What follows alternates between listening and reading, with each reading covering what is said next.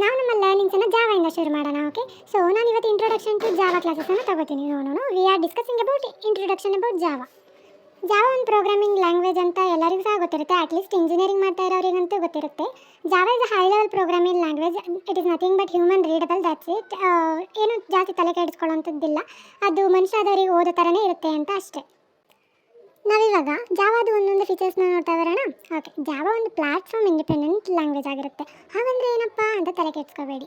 ನಾವು ಒಂದ್ಸಾರಿ ಪ್ರೋಗ್ರಾಮನ್ನು ಬರೆದ್ರೆ ಎಲ್ಲಿ ಬೇಕಾದರೂ ರನ್ ಮಾಡ್ಬೋದು. ಫಾರ್ ಎಕ್ಸಾಂಪಲ್, ನಾವು ಬರೆದಿಟ್ಕೊಂಡಿರೋಂಥ ಪ್ರೋಗ್ರಾಮನ್ನು ವಿಂಡೋಸಲ್ಲಿ ಕೂಡ ರನ್ ಮಾಡ್ಬೋದು, ಲಿನಕ್ಸಲ್ಲಿ ಕೂಡ ರನ್ ಮಾಡ್ಬೋದು. ಅದನ್ನು ನಾವು ಪ್ಲಾಟ್ಫಾರ್ಮ್ ಇಂಡಿಪೆಂಡೆಂಟ್ ಅಂತ ಕರಿತೀವಿ.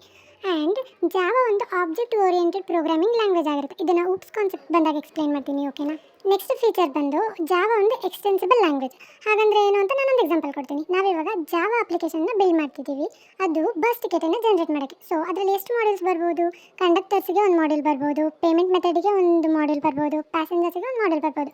ಸೊ ಇದು ಕಂಪ್ಲೀಟ್ಲಿ ಜಾವಾ ಅಪ್ಲಿಕೇಶನ್ ಆದರೂ ಕೂಡ in some models are in some particular ಮಾಡೆಲಲ್ಲಿ ಬೇರೆ ಲ್ಯಾಂಗ್ವೇಜನ್ನು ಕೂಡ ಅಲೋ ಮಾಡುತ್ತೆ.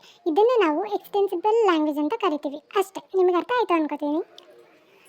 ಜಾವಾ ರೋಬಸ್ಟ್ ಕೂಡ ಹೌದು. ಹಾಗಂದ್ರೆ ಏನು? ಅದು ಕ್ರ್ಯಾಶ್ ಆಗಲ್ಲ ಅಂತ ಅಷ್ಟೇ.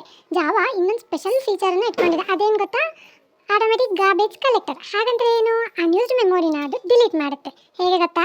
ನಮ್ಮ ಮನೆಯಲ್ಲಿರೋ ಕಸ ತಾನಾಗಿ ಡಸ್ಟ್ಬಿನ್ಗೆ ಹೋಗಿ ಕೂತ್ಕೊಂಡು ಹಾಗೆ. ಚೆನ್ನಾಗಿದೆ ಅಲ್ಲ? ಯಾವ ಥರ ಅಪ್ಲಿಕೇಶನ್ಸನ್ನು ನಾವು ಡೆವಲಪ್ ಮಾಡ್ಬೋದು ಜಾವಾನ ಯೂಸ್ ಮಾಡಿ ಅಂತ ಹೇಳ್ತೀನಿ ಬನ್ನಿ. ವೆಬ್ ಅಪ್ಲಿಕೇಶನ್ಸನ್ನು ಮಾಡ್ಬೋದು, ಬಿಸ್ನೆಸ್ ಅಪ್ಲಿಕೇಶನ್ಸನ್ನು ಮಾಡ್ಬೋದು, ಮೊಬೈಲ್ ಅಪ್ಲಿಕೇಶನ್ನ ಮಾಡ್ಬೋದು, ಡೆಸ್ಕ್ಟಾಪ್ ಅಪ್ಲಿಕೇಶನ್ಸನ್ನು ಮಾಡ್ಬೋದು, ಸೈಂಟಿಫಿಕ್ ಅಪ್ಲಿಕೇಶನ್ಸ್ ಕೂಡ ಮಾಡ್ಬೋದು. ಈಗಾಗಲೇ ಜಾವಾ ಯೂಸ್ ಮಾಡ್ಕೊಂಡು ಬಿಲ್ಡ್ ಮಾಡಿರೋಂಥ ಅಪ್ಲಿಕೇಶನ್ಸನ್ನು ಹೇಳ್ತೀನಿ ಬನ್ನಿ. ಊಬರ್, ಇನ್ಸ್ಟಾಗ್ರಾಮ್ ಆ್ಯಂಡ್ ಸ್ಪಾಟಿಫೈ, ಇದಿಷ್ಟೇ ನನಗೆ ಗೊತ್ತಿರೋದು. ನಿಮಗೆ ಗೊತ್ತಿದ್ದರೆ ಕಮೆಂಟ್ ಮಾಡಿ. ಜಾವಾದು ಇಷ್ಟು ತಿಳ್ಕೊಳ್ಳೋಣ ಬನ್ನಿ. ಫಸ್ಟ್ ಥಿಂಗ್, ಜಾವಾ ಸ್ಟಾರ್ಟ್ ಆಗಿದ್ದು ಸನ್ ಮೈಕ್ರೋ ಸಿಸ್ಟಮ್ ಅನ್ನೋ ಕಂಪ್ನಿಯಿಂದ. ಅದು ಇವಾಗ ಒರಾಕಲ್ ನಡೆಸ್ಕೊಂಡು ಹೋಗ್ತಾ ಇದೆ.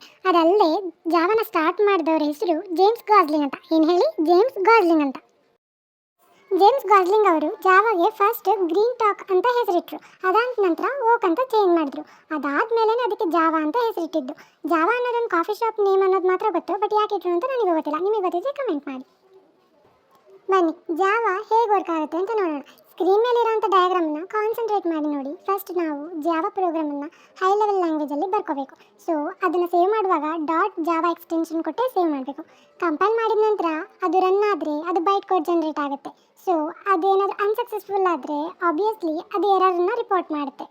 ಅದಾದ ನಂತರ ಇಂಟರ್ಮೀಡಿಯೇಟ್ ಕೋಡ್ನಲ್ಲಿರೋವಂಥ ಬೈಟ್ ಕೋಡು ನಮಗೆ ಝೀರೋಸ್ ಆ್ಯಂಡ್ ಒನ್ಸ್ಗೆ ಕನ್ವರ್ಟ್ ಆಗಬೇಕು. ಆ ಕೆಲಸನ JVM ಮಾಡುತ್ತೆ.